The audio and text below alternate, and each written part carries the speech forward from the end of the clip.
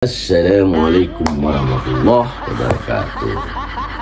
Malam hari ini saya bersama Banteng saya.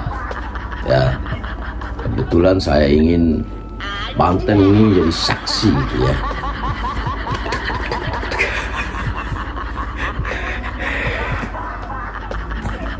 Jadi kita berbicara tentang apa yang disampaikan Pak Hasto ini.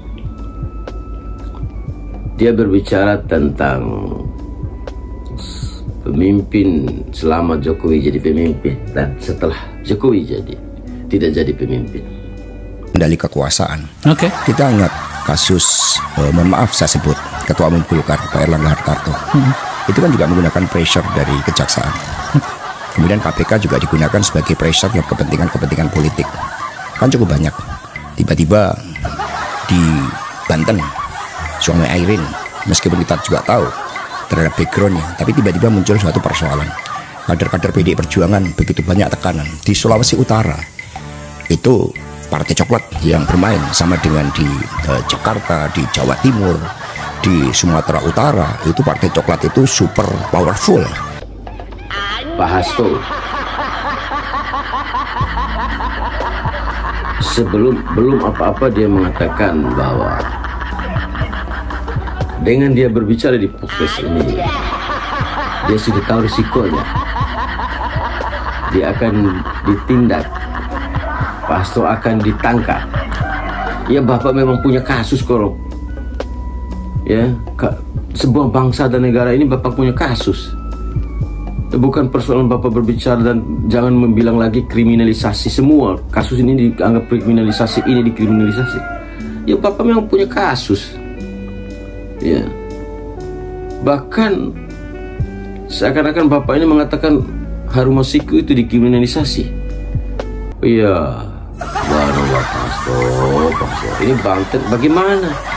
Ini kan akibat Bapak ini ketakutan, timbul rasa tidak percaya diri dari partai Bapak itu. Ya, hingga Bapak berbicara menyalahkan orang lain. Pak Jokowi turun disalahkan. Di mana? Kapan benarnya manusia ini di dunia ini kalau setiap penilaian dari pembicaraan Pak Hasto ini selalu menyalahkan orang lain?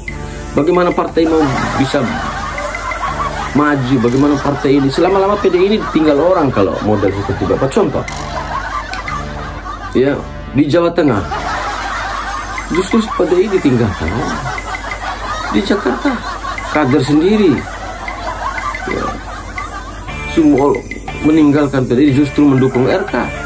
Gimana? Ya karena PDI ini sudah salah. Ya. Dan Pak Jokowi mengambil sikap seperti itu, meninggalkan PDI karena dia tidak mau jadi alat.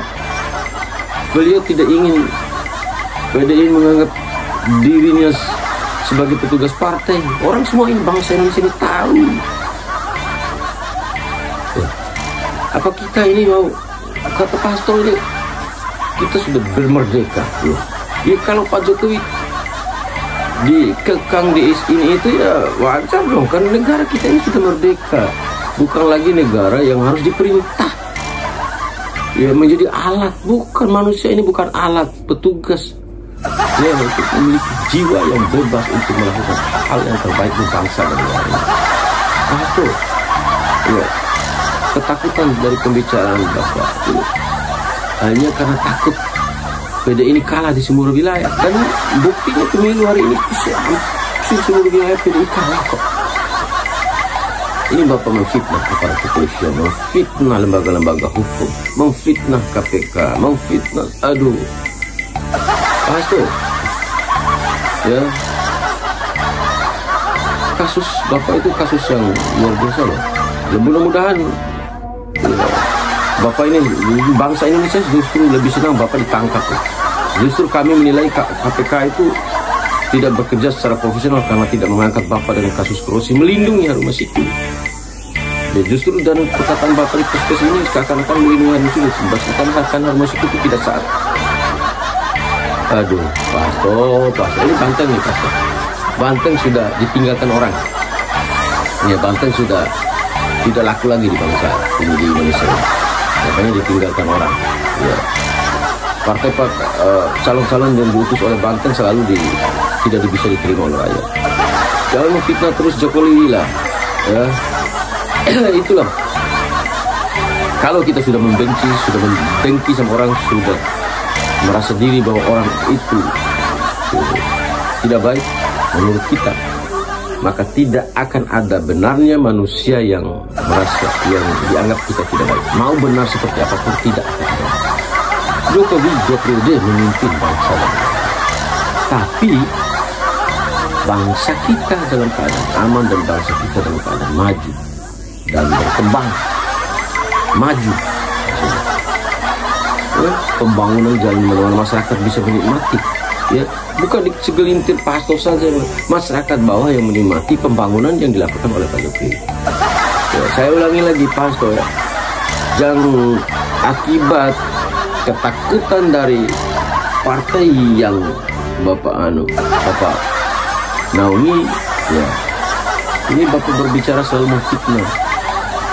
Nah, makna merah putih itu harus kita tunjukkan. Maka di sini di tengah ancaman itu justru saya tunjukkan spirit merah putih. Agar ini harus kita akhiri bersama. Kalau enggak, gimana mimpi kita sebagai anak bangsa tentang kemerdekaan, tentang peradaban yang sekarang mencoba dirusak lagi dengan pilkada serentak yang harusnya berjalan dengan baik.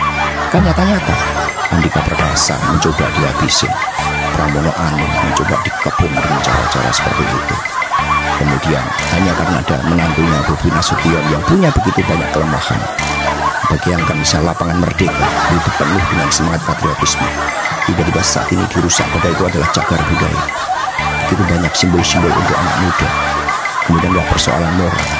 Sementara seorang Edi Rahmayadi, seorang Letnan Jenderal TNI Angkatan Darat, seorang pasukan infanteri, hanya untuk kontestasi mau mengeluarkan duit dari rekeningnya saja tidak bisa. Ya kalau memang partai Banteng itu bisa diterima dan bisa diterima oleh rakyat, mau Jokowi 1000 Jokowi turun, ya, tidak akan bisa mempengaruhi orang, Pak, ya, tidak bisa membuat orang pindah pilihan, tidak bisa.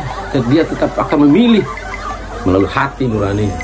Tapi karena fitnah dari Pak Hasto ini, fitnah dari partai Bapak ini, menganggap sesuatu itu tidak baik, menganggap sesuatu itu tidak ada yang benar, ya seperti ini. Di Jakarta aja Effendi Simbolon meninggalkan PDI begitu saja, bahkan terang-terangan mendukung RK. Itu ada apa? Ya, jadi Bapak ini berhentilah berbicara menghujat, memfitnah. Lama-lama PDI ini akan keluar dari parlemen. Ya, tidak akan masuk ambang 4% dari parlemen di Jakarta. Oke, saya ulangi lagi, jangan suka memfitnah terus.